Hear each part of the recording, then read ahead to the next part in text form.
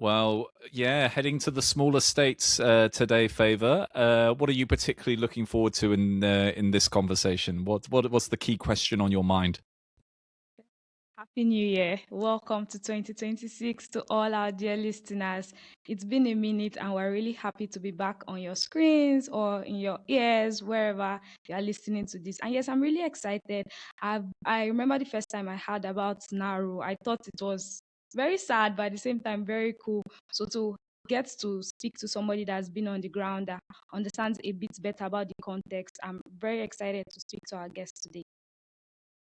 Yeah, well, having spent most of my career working with larger countries, Nigeria, Pakistan, it was only in the time I spent at the Commonwealth that I had to start thinking about smaller states and the challenges they face and the particular quirks and opportunities and all the rest. And so I think it's you know it's really important to be able to have that unique perspective that comes through from working in these smaller islands. And it raises a lot of questions around resilience, diversity, how you do that at a small scale. And I think we've got a perfect guest to discuss some of these issues with us today. Favor, who have we got? Today we're speaking with Andrew Keats, and I'm just going to go to him straight to introduce himself and tell us a bit about his background. Hi, Andrew. Hi, Favour. Thank you very much. Andrew Keith is my name. I am Scottish. Worked for many years overseas in many of the same countries that Richard has. Lived in Nigeria too, which is your home as well. But for the past several years, I've been working in the Pacific, largely until very recently in the Republic of Nauru, as the Deputy Secretary in the Ministry of Finance, covering the Treasury. So I ran the Treasury for Nauru. So it's an astonishing amount of things you get to learn in any Treasury, but this one was especially interesting. I'm an accountant and an economist by profession, and have worked with most of the major donor agencies, worked with many of the major NGOs, and worked with several government, worked with DFID as well in the 90s. Quite a broad spectrum. Well, Andrew, we know Nauru's a fascinating country, but for someone just learning about the country, what are the crucial things they need to know about it and its economy? Crucial thing I need to know, the thing I tell anyone when we're talking about it professionally, is to remember there are only 12,500 people. And if you stop and compare that to anywhere in Europe, let's say, or America, that's a small parish. It's a small village, or medium-sized village in terms of population. And you have to remember that all of the time, because most people forget it. It's in the Pacific, 16 kilometers just south of the equator. It's 400 odd kilometers from the nearest other landmass. In fact, the International Space Station is the closest humans on it when it crosses overhead. It is quite remote, and as you can imagine, up until about 100, 150 years ago, it was almost entirely cut off, maybe 200 years ago. So people have been on the island for 2,000-3,000 years. So there's a lot of history, a lot of social and cultural influences can build up over that time, and that has a huge bearing on the day-to-day work and what happens both politically and socially at the moment. So those are the core things I'd talk about doing now. I would suggest are the most important things to always remember. It doesn't have a lot of arable land, and it would have had it not sold off all its topsoil in the form of phosphate. It only just recently had a port that was big enough to have proper import and export of anything. It doesn't have much of an export culture anyway. Population's too small. There's very little can be grown there, and there's no industry to speak of. And it's quite a unique little place. It uses the Australian dollar, so economically it's bound by the Australian dollar rather than its own currency. You can go on and on about the unique and interesting things about Nauru, but I'm sure we'll cover those as we go through. Yeah, 12,000 people. I mean, I'm just trying to, the many towns in the UK have a lot more than 12,000 people, right? And Nigeria, I don't even want to open that box, right? That's like a housing estate in Nigeria, I think. But exactly. It puts it in context and it's important. Favor, over to you. Thanks, Andrew. So, for people that don't know about Nauru, I think they are most familiar with the story you mentioned earlier of the phosphate boom and then crash. But before that ever happened, happened. We know that there was the Japanese invasion during the World War II. So my question is, how did that influence the path that Nauru is currently on? And this is one thing, a bit of a bugbear I have with the way that the world presents Nauru. Obviously, I have a lot of sentimental feelings towards it now, but the modern history I think began in the Second World War when the Japanese invaded. They exiled about 1,200 people. There was a population then of about 2,100, and they exiled 1,200 of them. And then of the 600 that remained, 200 of those were killed. They basically enslaved them for their war effort. At the end of the war, on liberation, of the 1,200 that left, only 770 or so came back. They went to Chuuk, which is now in the Marshall Islands. But they came back. I mean, just over half of them came back to join the 400 or so that were left. And the defining characteristic then of the people and of its resilience is born in the determination they had to maintain their nationhood and statehood in terms of population. It had been more or less agreed in the previous war. Something else happened then with influenza epidemics, and again the population went below. But they had agreed internally that a viable population on such an island would be around 1,500. And so they arrived then in 1945 with about 1,100 people, and they were determined to reach 1,500, which would they felt sustain their statehood and nationhood. They achieved that in 1949, and now there's they achieved it first of all in 1932 rather, going back to the first one after the influenza epidemics, but the second one and more modern one was 1949. That's a big celebration day called Angam Day, which means celebration, and that defines their characteristics. We're looking to grow the population, to grow it, to be sustainable, to be able to live. And that's what they did. And from then, and they've moved on now. So the population now is 12,500 now. Richard, I'm sure you're a great maths whiz. Do the calculations from 1,200 in 1945 to 12,500 in 2025. It means that Nauru grew twice as fast as India, or maybe even 3 times as fast as India or China in that time. It's astonishing, unbelievable. While at the same time, having the phosphate boom came along, of course, but we must remember the phosphate boom started in 1905 with the Brits. The Germans actually started it, and then the British and the Australians came over. So the phosphate boom didn't happen for Nauru; it happened for the UK or Britain and Australia. They're the ones who took most of all the easy stuff that was lying on top of the land. This is bird guano. It's bird poo. And they basically took all the easy stuff. So when it was handed back to Nauru in the 1970s, then they had to it was the harder to reach stuff, but still worth a lot of money. And at that point, that's when Nauru itself, because of the tiny population. Let me interrupt you a second. So you said bird poop, right, for phosphate?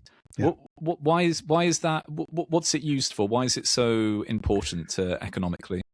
It's a key input into fertilizer, agricultural fertilizer. And the one in Nauru is unusually pure, so it was very well sought after. And you must remember, the quantity wasn't enormous. It wasn't enough to influence the world. It was a much smaller quantity, even at the height of its exports. They were exporting only a tiny, tiny fraction of what Canada was, what the US was, and what other big, even Australia was. But it was enough for a tiny population to make it the wealthiest. It wasn't the quantity of it that was important. It was the tiny size of the population that benefited from it that made the difference. So how did Nauru manage this resource boom? Many countries get stuck after a resource boom. What has Nauru done differently to ensure they're not just defined by the past, but they're sort of actively building a future? Because, I mean, obviously they got super rich for a time off the phosphate. Yeah, so rich for a time, selling it to mostly Australia, I think, who was buying all the phosphate. Fabulously wealthy. You remember the population then was probably only about 5,000 or 6,000, 7,000, and it was all imported. It was all expatriate people who were running the mines. There was a large Chinese population running the laundry. Would you believe? But it's true.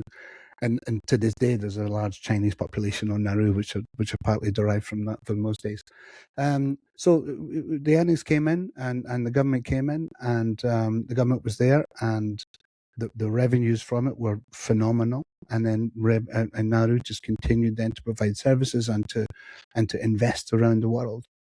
And the other thing you asked about how would we define Nauru, and again I talk about the population.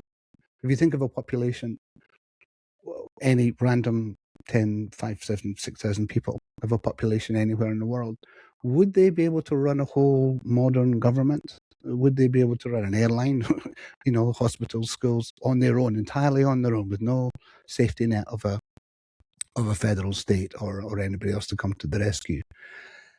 The other thing I would point out as well, and this isn't in any way meant to be derogatory towards the people of Nauru, whom I think are the most extraordinarily productive and amazing that I've ever come across in all my years, is that with a population that size, you're just not going to get many, senior investment professionals that can rival anybody.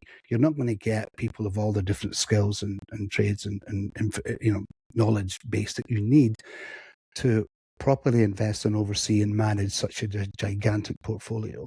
They had the largest building in Melbourne and Sydney. They had buildings all over the world. They were investing in aircraft. They invested in a West End show in London. But there just wasn't the oversight. And that's not because they didn't think to put it in. It's just that there weren't enough Nauruans with those skills. And I say that only because there couldn't have been, because there just weren't enough Nauruans generally to be able to manage it all. And therefore, it was almost an inevitability that eventually the whole thing would go a slight dip in the phosphate price and the global phosphate price. And then they borrowed money from Japanese, blah, blah, blah, to do something. A couple of things happened. This is often the case. And suddenly, all that wealth they had was draining away very, very quickly. And of course, once it begins to go, it goes very quickly. So in the beginning of the century, 2000, late 90s, early 2000s, a lot of those investments and the borrowings and everything else kind of blew up in their face, and they became extraordinarily poor. Yeah, and it's a common trap for a lot of countries, right? I mean, you'll know better than most given your Scottish location, but what's the legacy of the North Sea oil from the UK in terms of the bricks and mortars and all of that? It's probably not as much as it could have been, right? A lot of it was used to fund government expenditure at the time, and I don't know whether the legacy was that strong from North Sea oil. Well, I mean, and what Nauru didn't do it then was to have a sovereign wealth fund, and nor did the UK. Scotland didn't enormously benefit from the oil revenues, because most of that went into the UK Treasury, which continued to reinvest that into London and the South East. So that's probably not a great example. But I just think Nauru was never in a position to be able to do that without outsourcing it entirely to somebody else. And when you've been an island nation for thousands of years, how do you try? And you've had many people coming by. The British came by in the 17th century, 18th century, and they've had 2 invasions from different wars. You don't begin to trust outsiders, so you try and do it for yourself. And like I say, if you're 12,000 people, you may have a half a dozen who are brilliant strategists and brilliant, and financial managers, and who can do it and overcome the local tensions in politics to be able to make it successful. But the chances that you've got enough people to run a portfolio that size are almost vanishingly small, I think. And we see much larger countries failing to do it as well. It's that Nauru got it lasting for so long. It was testament to the resilience and the innate common sense of Nauruans and the way that they operate. We'll come on to that later on. But you compare it to most of the other countries in the world who have had these great resource booms, and who have had the capacity to run it properly and not to blow it. It's remarkable that they're in the same breath we're talking about them. Thanks, Andrew. And just even thinking about the future, we know that Nauru is also involved in fishing rights, and then there are talks about seabed mining. So Nauru is arguably a player in ocean economics.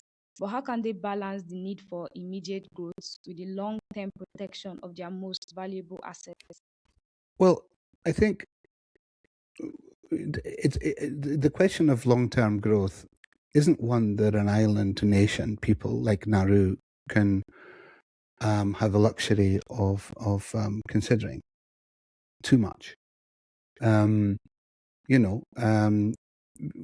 They have to take what's available here and now, and that has to be the priority. If you can imagine sitting on an island in the middle of nowhere with very difficult, communications links and trade links, you can't pass up opportunities because maybe they're not good enough. There's not many opportunities to come by. So what you see then is Nauru picking up the refugee processing centre. Now, I know there's a lot of stories about that, and we're not going to go into that, I shouldn't think, because it can be a little political. But what I can assure you is that many of the stories, while maybe they were true back in 15, 20 years ago, they're an awful lot less true now. I mean, let's not talk about whether or not people should be transported to another island. That's not the issue. That's not Nauru's question. Nauru didn't decide that for them. Nauru signed an agreement with Australia to look after them when they did, and they do. They're allowed free around the island. They're not abused, not treated badly. They're given a stipend, maybe not as much as they'd like, but they do, and they live around. They can take jobs. And one of them's he's a millionaire builder now on the island. So they can do things. Obviously, they're not home, so I'm not going to say that they've got it nice and easy. But what I'm saying is, Nauru took that on. It earned a lot of money from it, has done over the past 10 years, and will look to again. It's taken on a brand new cohort of people who have been released from prison in Australia. They've now begun to come to Australia. You may have seen the headlines about the $1 billion agreement that they've got. Well, that covers 30 years because the visas they've given these people are 30 years. And it's, again, I have this argument with the IMF when they come around all the time.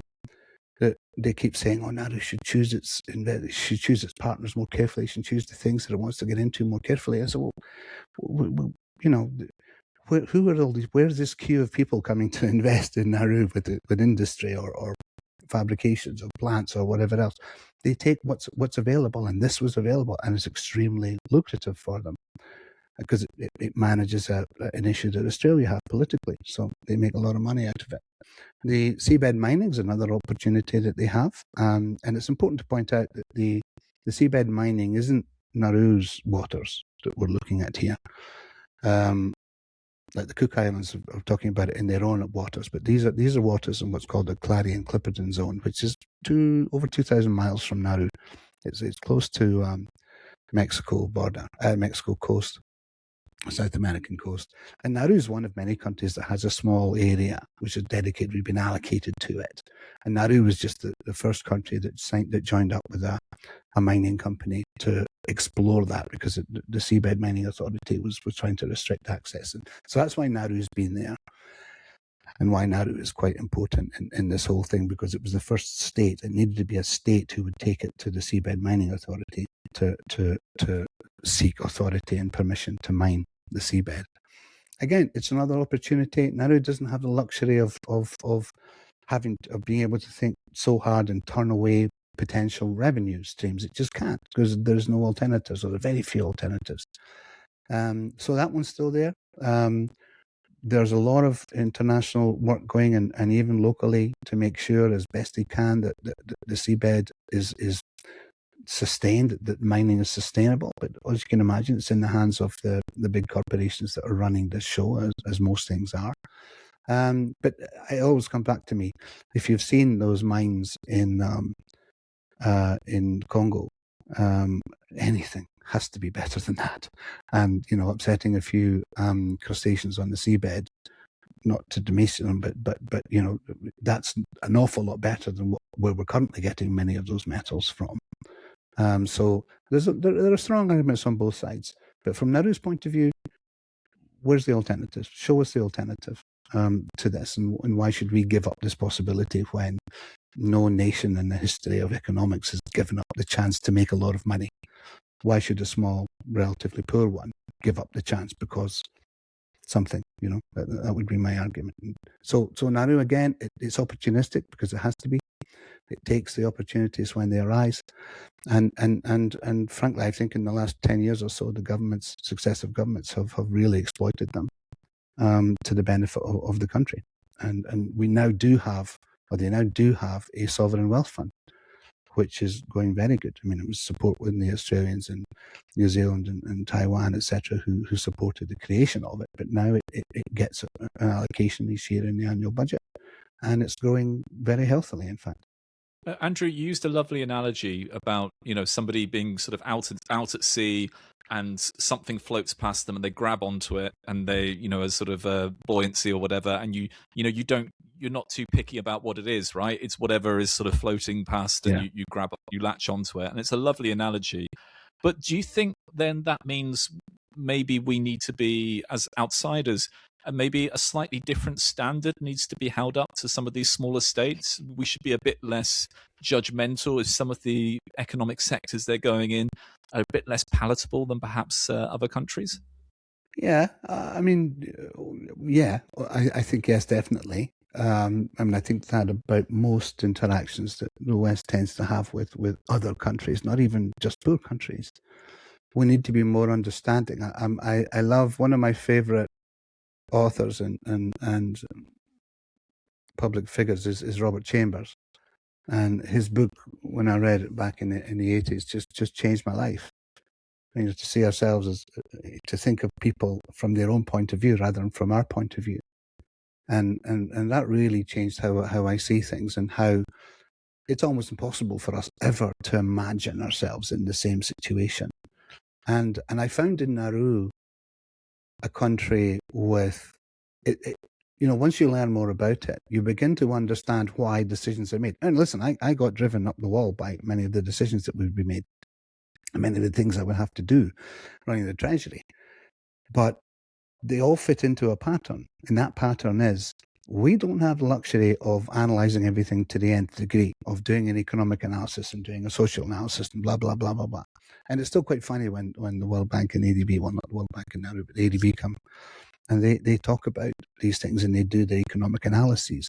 And they almost always fail to appreciate the fundamental point that Nauru and Nauruans are what they are because of how many of them there are, where they're from, and how long they've been doing these things.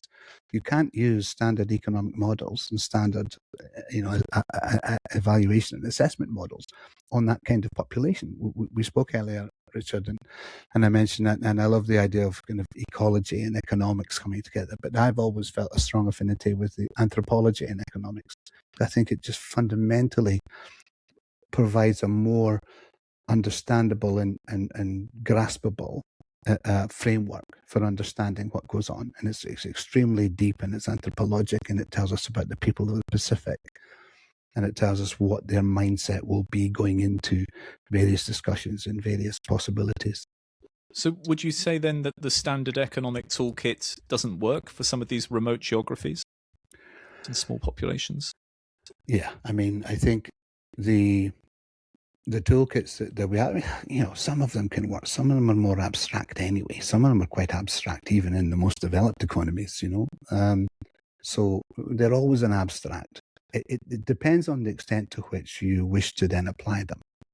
If you apply them as, okay, this is what the analysis shows, therefore we do this and it will work, without taking into consideration all of the things that you would do, I think you'll end up with poor decisions. And I don't want to rewrite economics. I don't want to insist that everybody changes their economic models, because, remember, we're talking about the island nations in the Pacific.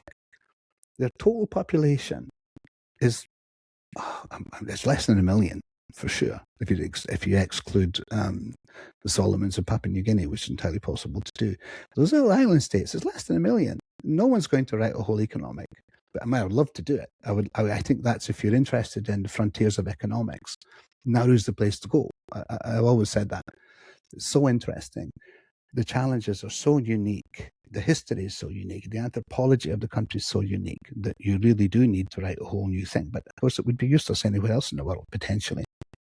Although elements of it would be useful in Africa. So, yeah, I do agree that those models are inappropriate and largely useless. And I get most frustrated when I meet economists, usually, from the World Bank or IMF, who come along not knowing about those specific nations and countries and places, and seek to apply their models on it. And I've sat in meetings with IMF colleagues from different parts of the world, and frankly, some of the nonsense that comes out of their mouths, because they're following their frameworks that they have, the only ones that they have to use, and they're so obviously wrong, but they won't change it because that's what their model tells them to say. It's quite remarkable, really. Yeah, I mean, you're right, and absolutely that there's a sort of fairly generic set of, this is how you run your economies, this is how you manage finances and all the rest of it, and that you must have a tax policy unit, they must be situated within the Ministry of Finance. How does that work? I mean, I get how that works in bigger countries, and a lot of bigger countries struggle with that. But how does that work when you're, 12,000 population? I don't know how many people were in your Ministry of Finance, Andrew, but I imagine it wasn't that many. Well, interestingly, the Australian government DFAT funded a number of positions there. So mine, Deputy Secretary, there were 4 Deputy Secretaries funded by the Australians. So they had a Revenue Secretary, a Customs Secretary, myself, and then they had an advisor in the Age and Planning Unit. So yeah, there were a number of areas where you'd get support there, but like Nauru, when you talk about tax in Nauru, the current president and Minister of Finance said, when he was a previous Minister of Finance some years ago, that no Nauruan would ever pay tax. And that was a very bold statement he made then, and he's sticking to it now. So the thresholds for tax payment for Nauruan citizens is so high that no one ever reaches it. All the tax, the revenue that's gained is from companies running and consultants coming to work in the country, because they have a whole range of consultants. Some of them directly employed on projects, some of them directly employed by the government, some of them employed by donor agencies, and many of them will pay tax, local tax, and that's where they get the tax revenue, essentially from most of it. And some of the smaller Chinese companies all pay tax as well. I don't think, and there's a couple of large companies, supermarkets, etc., to pay some tax, but most of the entities in Nauru are spread across the populations, and none of them will pay tax, and employees don't pay tax on their salaries. They're taxable, just that the thresholds are so high that they'll never reach them. Thanks, Andrew. And just picking up on your point about being on a remote island and having to just work with things that you have. So for a country like Nauru, what does diversification look like? That's when we're thinking about building a modern, connected economy. Can such a thing even exist? My thinking is, in the short term, no. And that's mostly where the country focuses. The country focuses on the immediate and short term because it has to.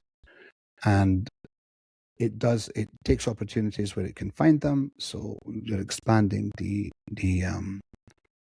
refugee processing. We're bringing in this new cohort, and they're signing agreements for long-term agreements with Australia. Now, those are inherently political from Australia's point of view, and those can change with new governments in Australia, and they're very well aware of that. My own view is that the thing that we need to be thinking about, there is a future. There's a 25, 30, 40, 50-year future in Nauru, when I think things will be fundamentally different, and that because of technology.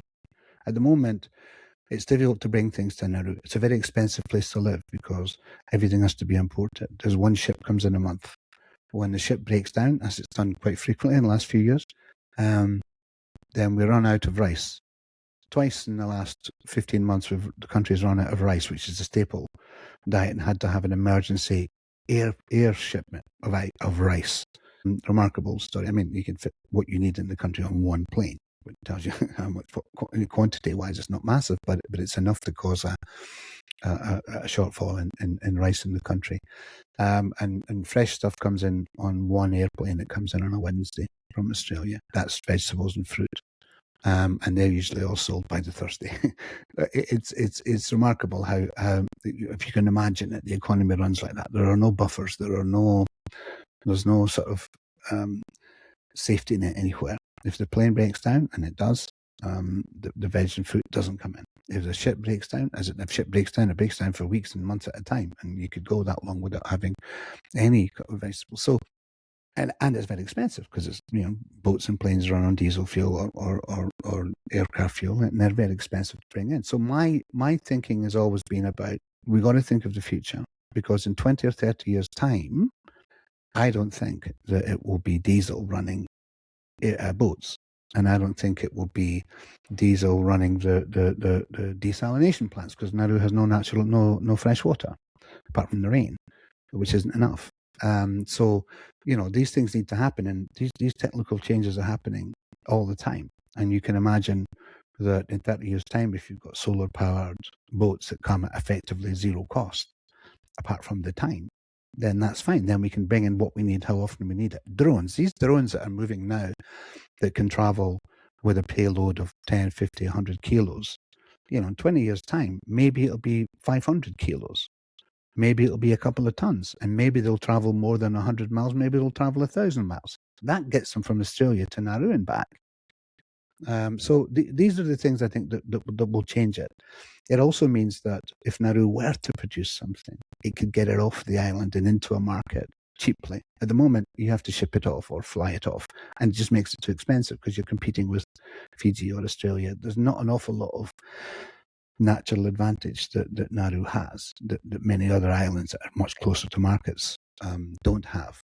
So your advantages there are tough, and so I think Nauru, as I say, is more productive in terms of human intellectual capacity, and I think there's a niche to be found for Nauru, but you have to get rid of these costs of export and import, because at the moment that's what it does for Nauru, and I think technological development is what will do that, but that's 20, 25 years away. Let's talk a little bit more about deep sea mining, Andrew. It's obviously highly contentious. I know the Commonwealth have the Blue Charter that they're encouraging countries to sign up to. We don't need to go into too much of the contentious issues there, even though they're very important. But what's the country doing in order to ensure it doesn't enter another boom bust cycle from this, and that it actually leads to sustained prosperity? Or is that just too much of an ask from this kind of thing? Is it possible at the scale that Nauru is there? Is it just trying to cling on to stuff as it goes past and, live day to day in a way? I think the potential benefit to Nauru is generally overstated. The potential benefit to Nauru, from my analysis, which is probably based on better knowledge than most people's, is that we don't stand to make a sort of nation-changing amount of money. It's nothing on the scale of phosphate or even the refugee processing. The actual revenue that Nauru will get from this will be through taxing the International Metals Company, or the Metals Company, TMC, when they reroute some of their revenues through Nauru, and then we'll be able to tax that. Now, I haven't seen I'm sure there's a quite a detailed agreement that's gone through some changes recently, but my understanding is that that's how they're going to get revenue, and it's many years away before that's actually going to start coming. And in terms of money, my estimation, and again, this could be completely wrong when it comes to it, but I would think it would be wrong because it would be lower, because we're dealing with a multinational company, and who's going to put all your trust in a multinational company that's now in league with the United States, who want to be running the show. So there's more chance that we end up getting nothing out of this than that we end up getting massive bonanza of more. So I think it's something along the lines of, I don't know, 10, 20 million a year at tops at best. 20 million a year is about 5% of GDP. It's not massive. But that's a massive GDP, isn't it, for a 12,000 population?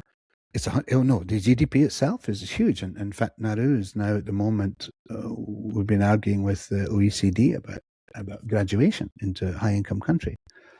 Now, that's a very interesting subject there about why, and I strongly believe that Nauru shouldn't be graduating, even although it clearly passes the GNI per capita. It's $13,500, $14,000. We've been beyond that now for several years. But there are structural, institutional reasons why it shouldn't move there, because it means we're no longer eligible for ODA, which puts Australia in a problem, which puts all of the other donor nations that want to come and work there in a problem, because is that income per capita coming in, it doesn't mean that we have access then to some of the benefits another similar larger country might have and more better connected country would have. It doesn't work like that. I think we've still faced the challenges that we face, and you need a much, much higher income per head to signify that you've overcome those. You see what I mean? You mentioned earlier on the taxation side that there's a sort of political promise not to pay for citizens not to pay taxation, and there's thresholds that are put in place that ensure that for the majority of people, if not everyone, that they don't pay tax. Obviously, coming from larger countries, so Favor and I are both law-abiding citizens in the country in which we live. We pay our taxes, we pay our income tax. When we go and buy things, generally there's a VAT, sort of sales tax, which is applied. A lot of small states don't have sales taxes or value-added taxes, right? And Nauru, as you say, doesn't have an income tax. Why are they special? So it definitely does have an income tax. We have all the same taxes everywhere apart from VAT. But it's special, and it is special, not Nauru particularly, but countries of that size and scale is special because the government is the main employer. The government is the main buyer. The government is the main seller. The government is the main everything. Taxation doesn't change it. It doesn't draw income, doesn't draw money out of the economy the way that taxation would be used in larger countries. There is no economy without government. Government is like 80-90% of the entire economy. And so churning that around, the administrative costs of doing so are quite high, and the way that I think taxation might be used, and again, I'm probably applying a much higher level of intellectual analysis onto this than was ever done within the country, because obviously it's run from political basis rather than an intellectual fiscal basis. And I think that it would serve no purpose to tax people, to pay them and then tax them. And I've often had discussions with the President and the Minister of Finance about how we might, maybe not often, but once or twice, how we might do that. If you did want to introduce a tax on people's salaries, let's say, first of all, we can all agree that they'd only be doing it because the IMF and the World Bank were saying you should, not because they think they should, because it would raise more money. But the only way I think politically they could do it would be by raising salaries. So if you raise salaries and then tax them again, all you're doing is moving the same money around. That's the problem with small countries. Like I say, remember the size and the scale. Government is not just an outsized player.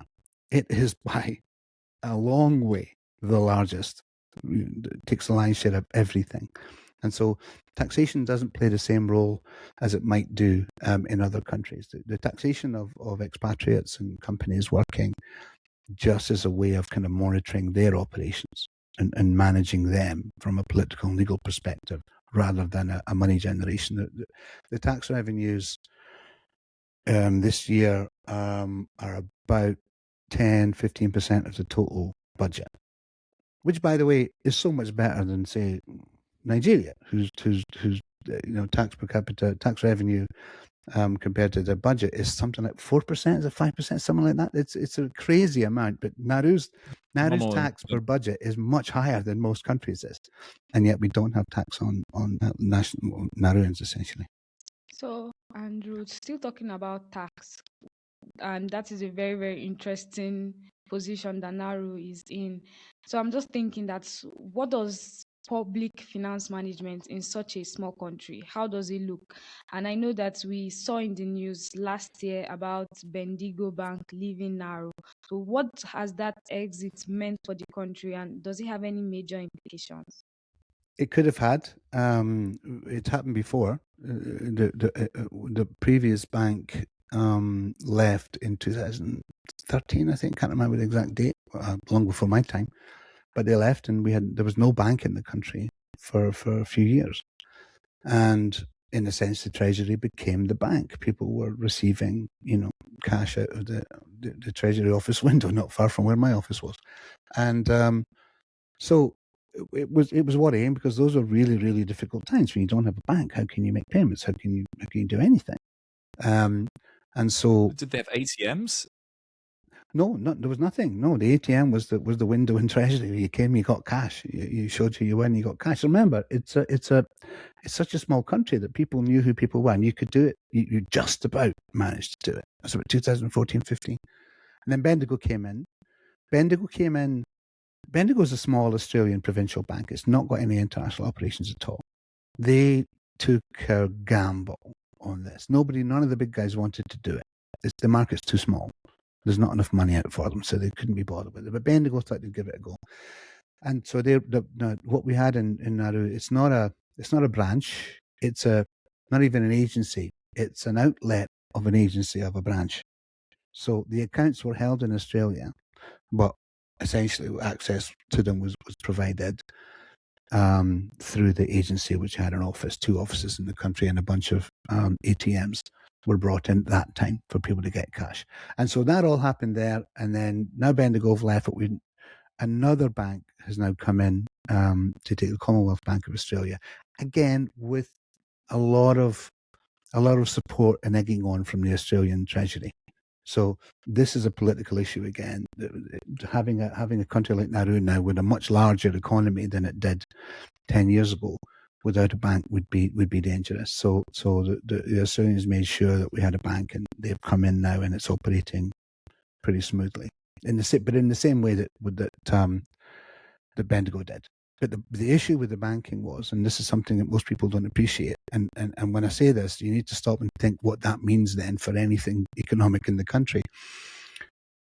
No Nauruan entity or individual was able, or government even, was able to receive transfers in any currency other than Australian dollars, and from any country other than Australia or one or two around the world. So you couldn't get revenue. The fishing revenues had to go through a really complicated, expensive process to get the dollar value of that translated into Australian dollars and then routed through Australian banks, because the US banking system wouldn't permit any transfers into Nauru in any currency. So the only way it could be done was through Australian banks. And that essentially meant that the exports could only be to Australia. Essentially, you couldn't make them like, someone sitting with a TikTok account, and many people in Nauru have them. They could have monetized it, but they can't get money from TikTok, or they can't get money from YouTube, and they couldn't get it because they couldn't have the money transferred into their account. It would have been blocked. And that may actually still be the case. We're waiting to see whether, in fact, that's changed now with Commercial Bank of Australia. But if you think about what that can do to the economy, that you can't have money coming in from other countries, it's phenomenal. I'm interested in the geopolitics of the region, Andrew. So obviously, you've got a lot of different interests that come to play in the Pacific. You've got China and the might of China. You've got Japan, presumably as well. The Western interests, Australia, the rest. How does a country like Nauru, with 12,000 people, how does it negotiate with these countries from a position of strength? Where does it get its power from, or is it just knocked around in the wind by these countries? How does it manage to hold its own in that kind of environment? I think you knocked around in the wind is probably a very good, or the wind or the waves is probably a very good analogy, because I think largely, of course, it is. But once you've accepted you're not in a position to sort of make be involved in big global, or be heard even in big global discussions, you can eke out a niche for yourself. And I think Nauru's done that extremely well with its negotiations through the Pacific Island Forum. And the current president, I think, does an amazing job in challenging the West, challenging the United States and Australia and New Zealand to not forget that.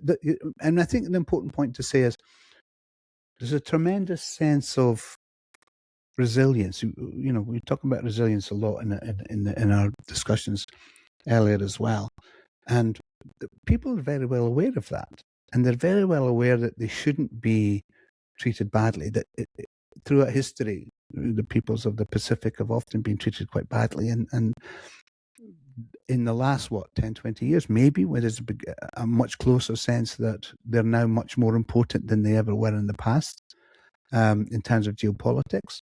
Nauru, as you know, switched to China a couple of years ago from Taiwan, which is a thing that happens in various countries. And whereas that caused some problems with Taiwan and initially with the US, that seems now to have been overcome.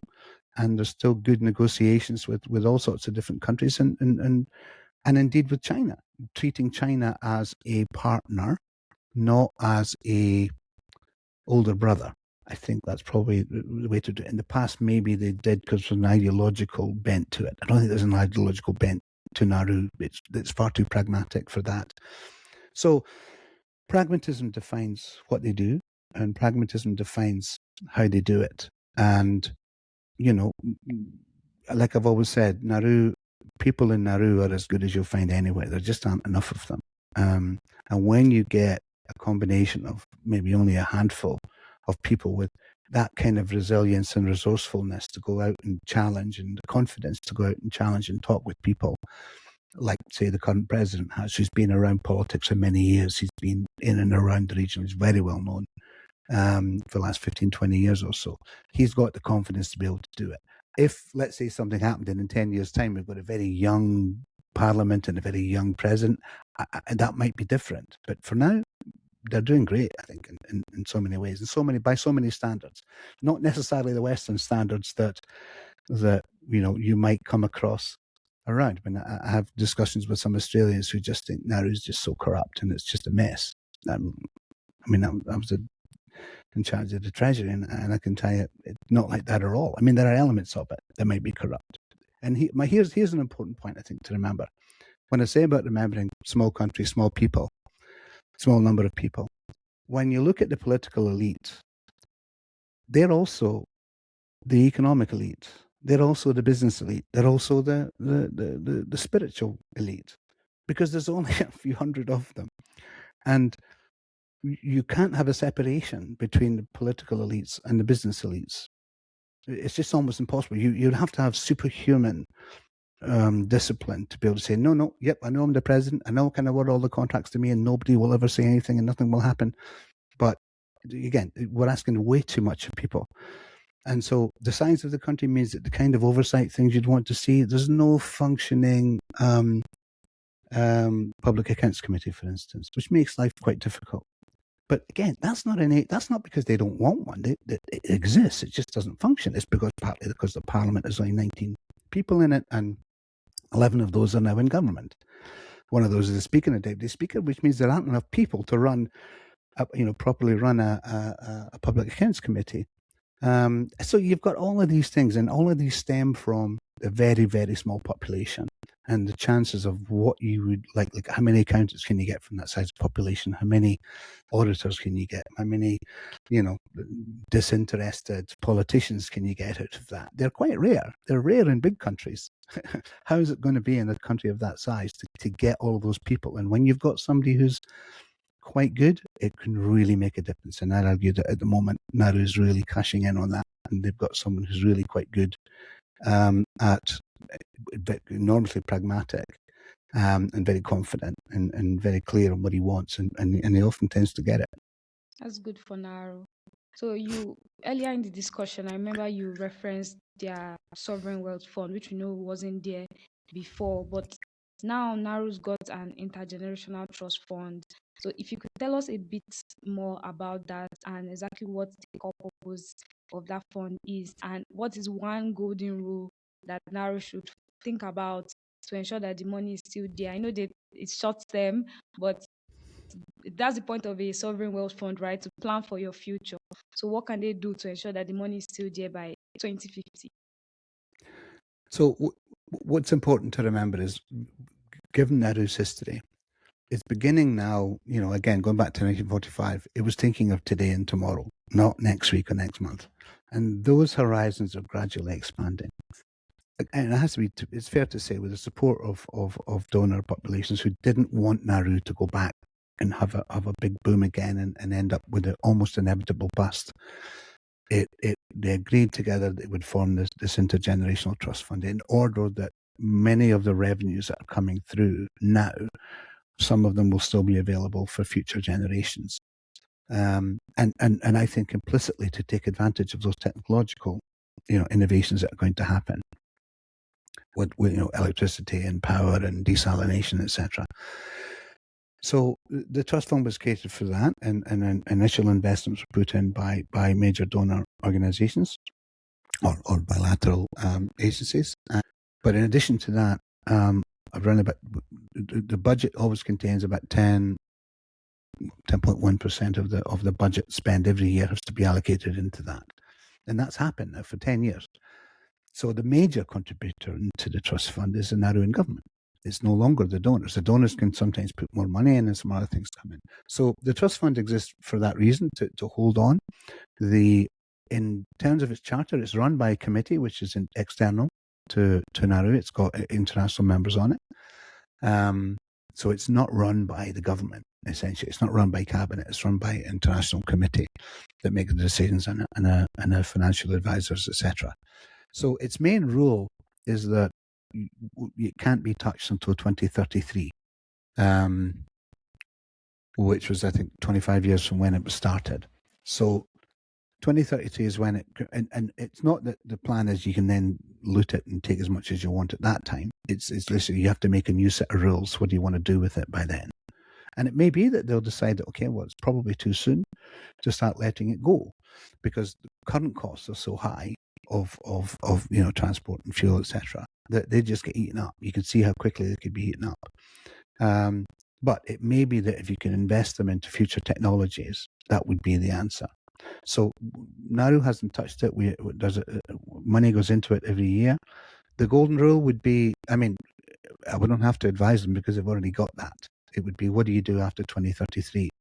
There are other similar funds. Kiribati has a much larger one, and there's an equalization fund, and they're allowed to take a certain percentage once the fund itself has met its own population growth and inflation growth, etc. targets of about 5-6% a year. It can take the percentage above that to balance its budget. Nauru hasn't really had to do that yet, but of course it might do. There's only so much you can spend in a country like Nauru, when there's already a lot of projects going on, and you can't overwhelm it. There are so few skills. The capacity to run several large projects is pretty limited. And there aren't many. In fact, there are no qualified accountants, Nauru qualified accountants. There are no qualified Nauruan auditors, for instance, and there's only maybe a handful of Nauruan lawyers. It's very difficult to run everything you need to run with just that, and so there are limitations on what you can do. So I think the balance is something like 300 million now. You could draw that down today and start investing in a whole pile of stuff, but it would be eaten up. We've got a new port, and that's going to cost something like $90 million US. The solar farm, which will provide half the power for the country, is taking up about $40-50 million. Those things just become extraordinarily expensive because it's Nauru, and that's the point. So I think intergenerational 2050 is a much better target. It's 25 years, maybe even longer, to be able to invest in money, and then you can have a proper investment in the island.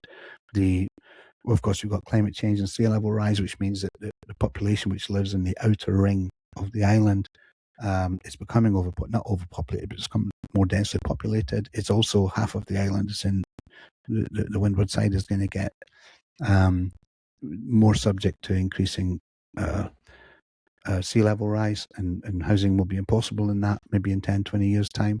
And so they need to rehabilitate the higher land where all the phosphate was taken from. Frankly, much of that whole area is like some sort of utopian. I always imagine it as a Star Trek location. You remember Captain Kirk fighting those people on that rocky planet where that rubbery monster came and attacked them. That's what it looks like up there, much of it. And to rehabilitate, and it's also an industrialized, there's a lot of stuff goes into mining the phosphate. So a lot of that's kind of left there. It takes an awful lot of money and time and effort to rehabilitate that land. And that's maybe what it's going to take so that people can move up to that higher land. But again, the cost and scale of it at the moment is way beyond what Nauru could afford. Donors seem to be more interested in 5-10 year horizons and just sort of management of sea level rise, put another couple of layers on your seawall kind of thing, which I think is useless. I think there's nobody in the world with the foresight to think 50 years ahead. Not the World Bank, none of the green funders. They're all looking at the basic 10, 15-year project cycle stuff, which I don't think helps. It doesn't help Nauru, it doesn't help Tuvalu, for instance. It doesn't help any of them. And I think they need to have a much longer time frame, in which case that intergenerational trust fund could form the basis of a tripartite funding. Apart from Nauru, $1 billion, $1.5 billion in 20 years' time, donor agencies funding it, and the private sector as well. Because if in 50 years' time it costs nothing to bring stuff into or get stuff out of Nauru, then you're using the innate abilities of the people. And I would put those abilities above those of many, many other parts of the world. Andrew, let me ask you the hardest question on all of this. And I say this in the context of neighbouring countries like Tuvalu having to obviously take very tough decisions about their future and location. You've spoken about having to go up to higher land and have, try and bring back this area that was used for the phosphate mining. Is Nauru, is it viable long term? Is it something where it can continue to survive as a place where people live? Is it below that sort of that threshold? I love that question because it's so sort of Western it's not Western centric. Yeah, I always take it from an anthropological point of view, or even a political one. And I ask the question of anybody: do you think Nauru has a right to survive? You, Richard, do you think it does? If Nauru were to ask that question of the world, what would the answer be? I think we all know. No, well, very few people in the world are going to say, nope, Nauru has to go. Because once Nauru goes, anybody can go. And if we let Tuvalu go, anybody can go. Not through invasion, just through inaction. It's never really happened in the past. And we're not talking about invasion from another country here, and that's happened many times. But no country's just disappeared off the map because of inaction. Inaction, which there's a very strong case to be made for injustice as well. Nauru didn't cause sea level rise. The West did. Its industrial revolution did. And, it's in basic economic theory, you need to pay the price for what you do. And that's the essence of fair economics, that if something's going to cost you, you need to pay an element of it. It just so happens that much of the price of the industrial revolution in Britain and Europe and America is sea level rise later on, and the cost wasn't apparent 200 years ago, but is apparent now, so you just have to pay it now. And simple as that to me. And then politically, can you imagine the world saying, no, sorry, Nauru, you don't cut the mustard, you can go? No, I just can't see it. So the answer is, yeah. And you ask any Nauru and they'll say, nope, we're here and we have a right to be here. And of course they do. Because if they don't, you don't, and I don't. Simple as that to me. And in terms of the cost of repairing their land, yep, you can argue that they took a lot of the value out of it, but mostly Australia and Britain did, and Germany. So that's if you pound for pound, they took much more than Nauru did. So again, contribute that way. And the Intergenerational Trust Fund is a way of Nauru saying, okay, we accept that we've got to support this in some way ourselves. So we've been saving up. We've been saving up 10% of our income every year. And maybe by 2050, for 30 odd years by then. And we've got this much, and it's a sizable amount. And if it costs $5 billion to repair the topsoil at the higher ground, then that's what it costs. And we can put forward maybe $1-2 billion of that. And maybe we get the donor agencies to cough up another couple of billion, maybe the private sector to cough up $1 billion. And there you go. You've got that. And remember, those amounts, and again, they'll be done over 20 years, over a 30-year plan. The Australian aid budget, even, a couple of $1 billion over 30 years is nothing. It's absolutely nothing. So we barely noticed. And so, yeah, I do think there's a rightness here. There's a justice in this, and that And I don't think the West can or will, or the world can or will or should just ignore it and let them go, because it's not their fault. They didn't kind of lose themselves, their nation. Their nation still exists, and they have a right to it, as you and I have a right to ours, and Favour has a right to hers. So do you think that Tuvalu made a mistake then with their decision? I think Tuvalu acted maybe out of caution, to try and make sure it's an appealing concept, what they did, because they haven't basically given up the ghost. They basically said, look, it's possible that our whole entire nation disappears under the waves in the next 50 years. We want to now make sure that even if it does, there's a memory of it, and its spirit can live on digitally, perhaps. I mean, call it, maybe it was a gimmick. I don't know. I didn't really speak to anyone from Tuvalu when they were doing it. But you ask any Tuvaluan, and I'm quite certain they'll tell you they want to do absolutely everything they can for the island and their children, their grandchildren, to still be there. One of the things that always reminded me of this was in my office. It's about 20 feet away from a primary school. So every morning I'd have the wonderful sound of 4 and 5-year-olds singing their songs every morning. It's the most wonderful thing, and those were the people I always would think about, because in 30 years' time they'll be the ones, or 40 years' time they'll be the ones in government. They'll be the ones running the show, and it's going to be a very different world. And if some decisions aren't made now, or if the things are ignored now, then it's not going to be a great life for them in the future. So people often use the sort of canary in the mine shaft kind of analogy, right, for this, which I don't like at all, because even though it communicates the point that, so Favour, in the old days they would have, like, when they went down to the mine, the miners would take a canary, because if there was any gas down there or any danger, the canary would die first, and then they would know, oh God, we're at risk. And it's a very horrible thing to sort of think about, with, that these island states are the canary, which give you the early warning indicator. Oh God, it doesn't work to me as a way to think about it.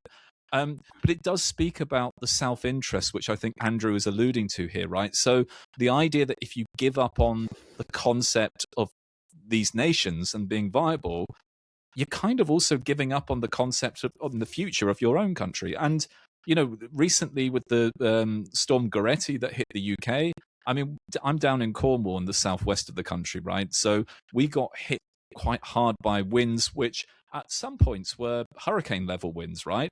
It wasn't as big an issue for the UK because of the parts of the country it hit, right? So if Storm Goretti had hit the southeast, my theory is they would have been national emergency. There would have been, like, Keir Starmer briefing the press every day, military involved, getting the power connections back.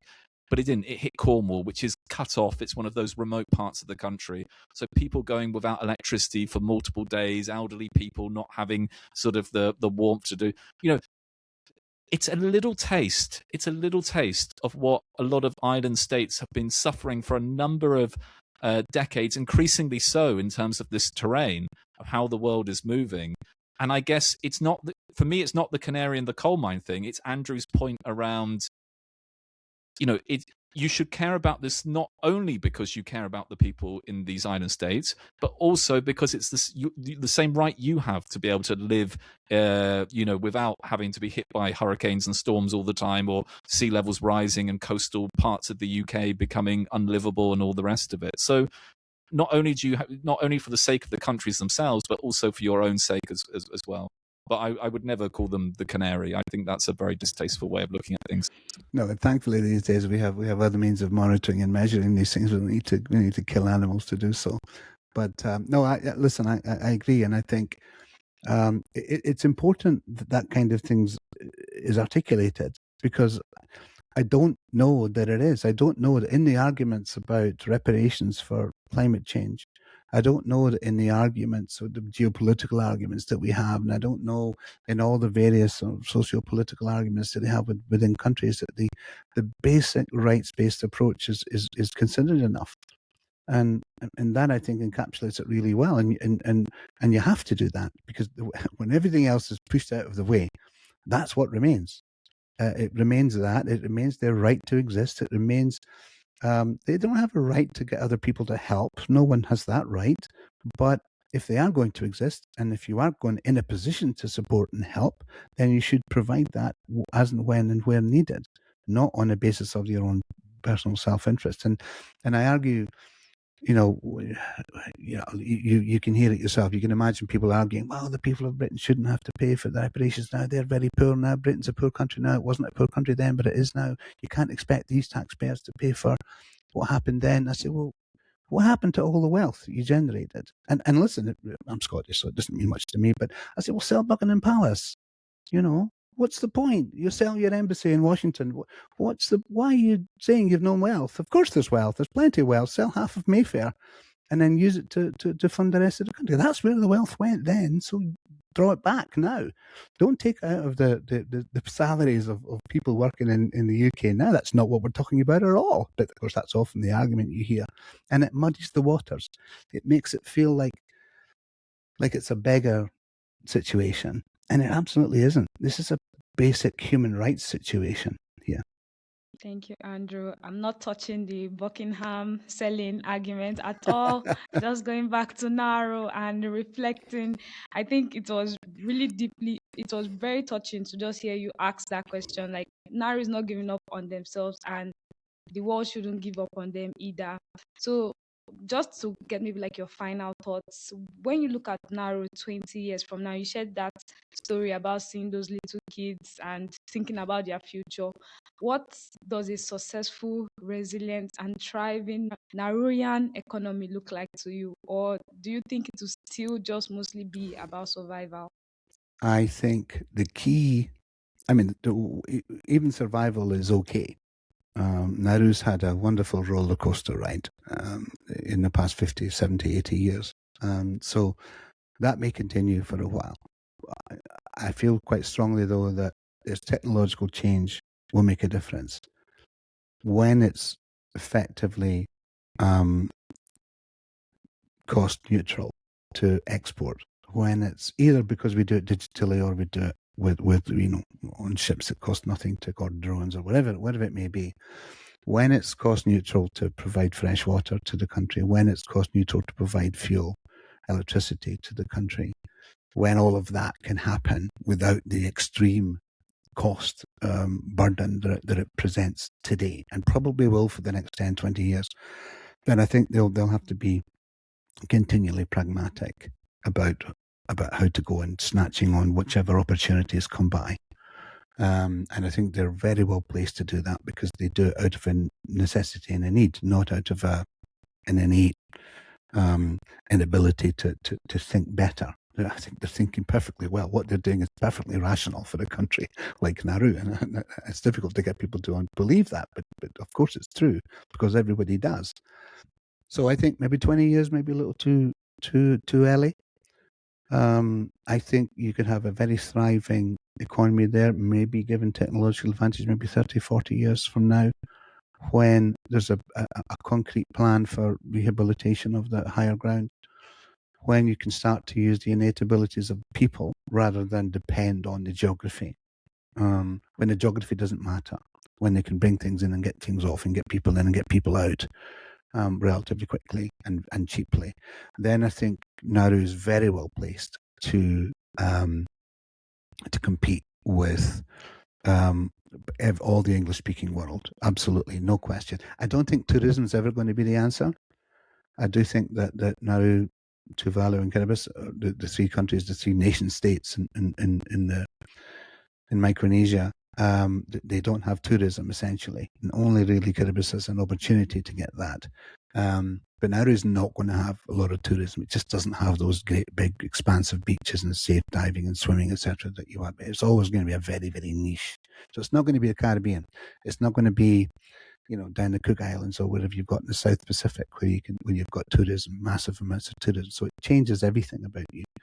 I don't think it's necessarily yet got enough land, but if you were to rehabilitate the top, you could put agriculture in there, you could put more tourism, you could put golf courses and who knows what, that kind of tourism. You could definitely get it in. There's something to be said for a little rock on the equator in the middle of the ocean. There's something romantic about it.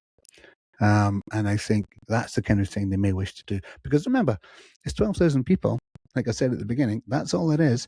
it doesn't take a big slice of the global travel market or the global coconut oil market or whatever it is to land in Nauru before it suddenly transforms the whole economy. So it's entirely possible. So it won't have to work hard to get those benefits, but it has to overcome those structural institutional challenges that it faces now. 20, 30 years might be the time, and I think it could be dramatically successful. Maybe there's a niche there, Andrew, for Star Trek fans to come for specific tourism. I have suggested it. Oh, look, thank you so much, Andrew, for contributing your thoughts. It's such a crucial area, not just for the existential threat, but also as Favor and I and as Flywheel Economics, we think through what that economies as ecosystems means at that very small level, at the very micro level that you get when you have a 12,000 population and all the rest of it. You know, I clock completely, Andrew, your thoughts around a more anthropological type model with the economy and the merits of that. And I think for us, it's thinking through, reflecting on what you said and how that then applies with an ecosystem lens as well. So you've given us a lot of food for thought. You shared a lot of really valuable wisdom. And yeah, I mean, look, I think if anything, you're encouraging people to go and experience some of the Pacific's delights. For whether maybe the phosphate side is still a bit of a niche for the Star Trek fans, but perhaps other parts of the island and the Pacific. Oh, absolutely! It's definitely worth going to see, but it's worth learning about because I think it tells you a lot about human nature and human needs and the interaction between real human existence and economics. You don't see that anywhere else. It's one of the few places on the planet where you can explore that. And you don't have to worry about currencies and central banks and interest rates and all that nonsense. You don't have to worry about any of that because Nauru doesn't have it.